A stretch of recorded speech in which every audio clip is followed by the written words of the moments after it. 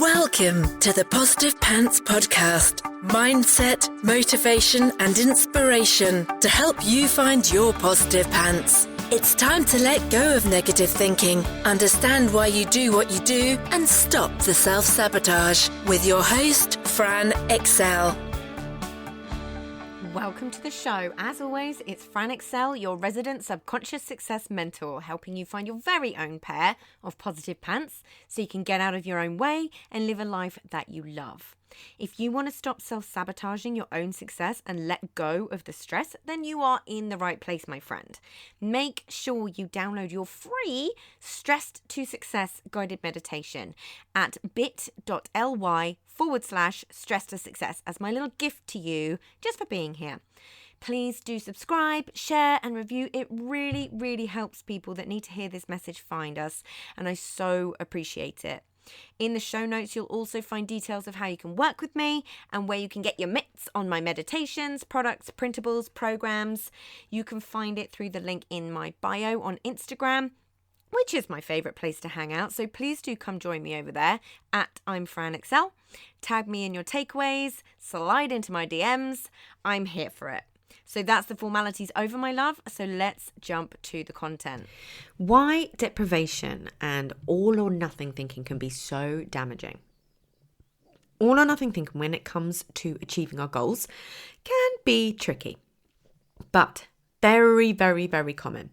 This idea that often comes up at this time of year that you must cut out lots of things from your diet or from your life to, in inverted commas, be better. And you better watch out for falling off the wagon, because that then means you're a big old failure who simply is just not good enough. That if you take a bite of that biscuit or a square of chocolate, then you may as well throw the whole thing out the window because you're never going to be able to do it anyway. I mean, hopefully you could probably see the issue with this thinking straight off the bat, but this is a huge part of our conditioning that all too often we don't challenge ourselves on. And obviously our thinking that we don't challenge ourselves on. And I'd love for you to think of a time, and I'm sure it's not in the too distant past, where you said you weren't allowed something or to do something anymore, or that you had to do something every single day. And usually this might be around dieting at this time of year, but it could be anything. If clients have ever said to me around anything at any time of the year, I'm challenging myself to do X, Y, or Z every single day, or I'm going to ban myself from doing X, Y, or Z from today, I highlight the pretty spectacularly large red flags with that. We have to give ourselves a different kind of challenge. The challenge of being conscious to where these all or nothing ideas come from in the first place. Because more often than not, they actively reinforce the very thing that you were trying to change anyway. Not helpful. And also being conscious of why it's important to you that you get that result. Like, where's it coming from? Where's the motivation? Is it positive or negative? Intrinsic or extrinsic? And what is actually flippin' sustainable for you, for your personality and your lifestyle? Is it actually something you want to do every day? Is it even viable? And when it comes to health and wellness, whether it's a physical or mental, there are so many fads that are all about deprivation or all or nothing thinking. Now, I do love a bit of routine, but I also won't beat myself up if I skip a day. Because usually if I do, it's because I'm tuning into my own energy, how I'm feeling or what I'm needing that day, which is something that so many of us don't do, and something I really had to train myself into doing. It's very, very natural for me now, but it certainly wasn't when I started. You know, some things I am religious about, like making sure that I get at least 7 to 8 hours sleep per night. I'm absolutely religious about that. But other things I'll go through phases with. I use so many tools for mental well-being that to all or nothing my way through them every single day would literally take all day. And that's the whole idea around the Positive Pants Toolkit as well. It's about dipping in and being able to use what you need for that particular day. So it's about going with your intuition and what it tells you that you need and what is going to be helpful for you. So the habit becomes, rather than every single day, I meditate, exercise, do heart math, journal, do breath work, yoga, etc., etc., etc., the habit becomes that I do something every day that's for my own mental well-being. Otherwise, I tend to, with most of my positive habits, hold myself to most days. It's about finding what works for you. That's one of the reasons I keep a lot of my subjects in my podcast, in my emails, very much open to your own interpretation. There is no one size fits all. So much of this work is learning yourself, right? That awareness is the most important part. And I promise you, it leads to far less mental clutter. And instead of having a bully in your own head, you get a friend.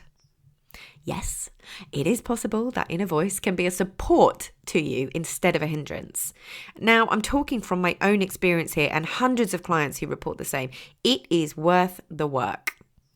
So for me, most days, I'll do some journaling, heart math, make sure I'm moving, and that might be in the gym or simply going for a walk, singing, drinking at least 3 bottles worth of my water. I'll read and I'll make sure that I talk to at least one other human. So all or nothing thinking keeps you in a cycle of beating yourself up and feeling like you failed. And you kind of end up with self-fulfilling prophecies from that. So what could it feel like if you relaxed it to a little bit of what you fancy? Yeah. So when we take into account deprivation, it's not something that usually leads to happiness or joy. Now, the caveat here is unless there's a mental or physical health reason for what you're depriving yourself of, or when addictions or damaging substances are involved, of course. As always, there's always going to be nuance to your own individual situation. But I know that we're all sensible grown-ups here who can discern that for themselves. But this lack of joy feels like we're punishing or torturing ourselves from a place of we're not good enough, you must be better. So we must beat and bully ourselves into submission. And that's never going to be helpful, right? Wellness to me is enjoyment. That's where I do get a lot of my joy from, is actually looking after myself. And when you shift the intention, it can be a game changer. Like, I don't go to the gym or exercise to lose weight. I go because of how I feel and how it makes me feel. I know how it works with my brain and my body. I want to make sure I have less pain in my dodgy knees. I want to look after myself. I want to be healthy. Weight loss is just a nice side effect. This is what makes it sustainable.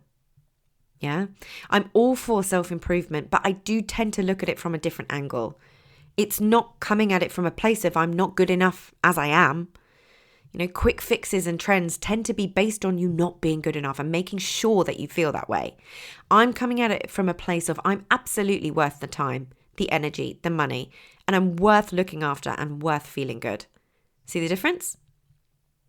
So I'm going with my is it worth it philosophy this year. This is my version of a little of what you fancy, and find your own. For example, if you're having a drink, an alcoholic beverage, and you know you might not sleep well or you might have a hangover, is who and where I'm having that drink fitting into my worth it category? Are they people I really want to be hanging out with or spending time with? Am I there out of desire or obligation, right? Sounds ruthless, but it's a game changer. Same with food. We might deem naughty or in the I shouldn't category. Is that cake worth it? Am I really going to enjoy every single morsel and do a happy food dance for it because it's homemade and glorious and luscious? If not, it's a nope. This genuinely helps me make way better food decisions, and it's from a place of, is it good enough for me? Is it worth it for me? Not I can't have that because I'm wrong in any way. I don't deserve, or I shouldn't, you know? See the subtle shifts here? It's shifting the focus to enjoyment. This mindfulness over mindlessness is being conscious and aware of your habits and tuning and turning them into choices, right? At the end of the day, nothing is worth the expense of your mental health. Nothing is worth reinforcing the opinion that you aren't good enough in any way. And life, in my opinion, is supposed to be enjoyed. That voice in your head can be your friend. It doesn't need to be a bully. It's about balance over deprivation, conscious choices, being aware. Yeah.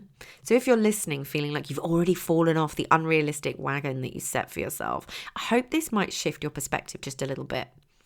And if you feel that the all or nothing approach works for you, have at it. My message here is doing what is right for you from a place of self-respect and love, rather than beating yourself up or feeling not good enough. Because guess what? You're more than worth it. You're more than good enough, my friend. So if you got value from this and you know in your gut that now is the time to step up and start rewiring your thinking and start changing things for yourself, then join the Positive Pants Toolkit app and community so you can work out what needs to happen to get you from where you're at right now to the action-taking success you know you can be. And if you want my eyes and ears on your problems, then I work with people one-on-one and through my programs. You can find all the details to join the toolkit or book in a call in the show notes, the link in my bio on Instagram, and on my website, franexcel.com. So stop waiting for if and when and choose to change things now, because you can. I'm here to believe in you when you don't believe in yourself. And as always, I hope you found this helpful.